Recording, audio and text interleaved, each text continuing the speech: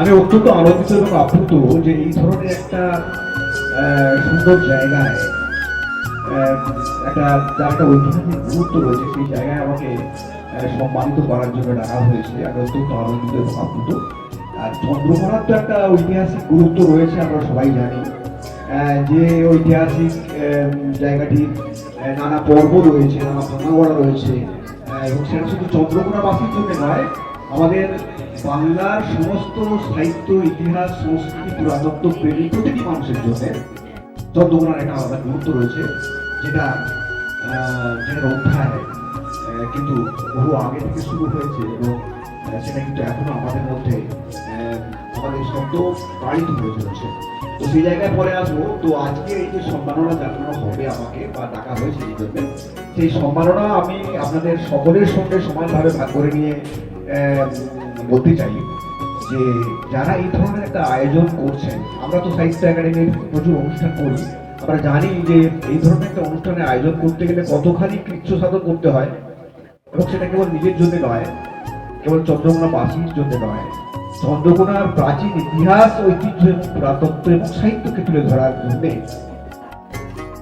সেই সমস্ত বিষয়গুলোকে সকলের কাছে বিদ্যমান করে তোলার জন্য তাদের যে এই যে ঐকান্তিক প্রচেষ্টা, তার জন্য আমি তাদের যারা রয়েছেন, দুর্গাবাবু রয়েছেন, গণেশ রয়েছেন বা অন্যান্য সবাই যারা রয়েছেন, আমি প্রত্যেককেই আমার আন্তরিক শ্রদ্ধা এবং অভিনন্দন জানাচ্ছি।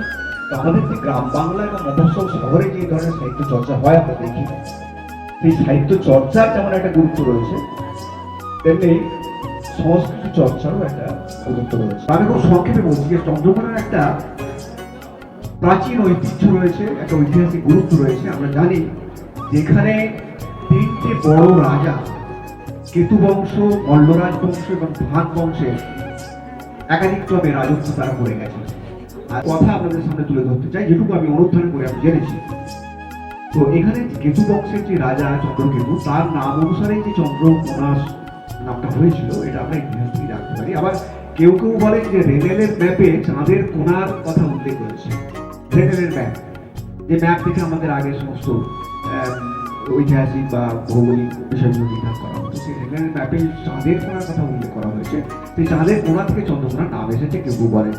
চন্দ্রকেতু রাজা মল্লবংশের কোন রাজাকে পরাজিত করে এখানে রাজত্ব করেছেন। আর সেই মল্লবংশের শেষ রাজা ছিলেন, আমরা জানি অনেকে, ক্ষয়ের মল্ল, যিনি শিবের উপাসক ছিলেন। এবং এখানে একটা মল্লেশ্বর মন্দির আছে, আপনারা দেখবেন, যেটা নতুন করে রং করা হয়েছে, দারুণ একটা মন্দির। এবং তার পাশেই রয়েছে আমাদের দক্ষিণ বাজারে একটা জোর বাংলো মন্দির। তার সম্পর্কে সংক্ষেপে কিছু কথা বলবো।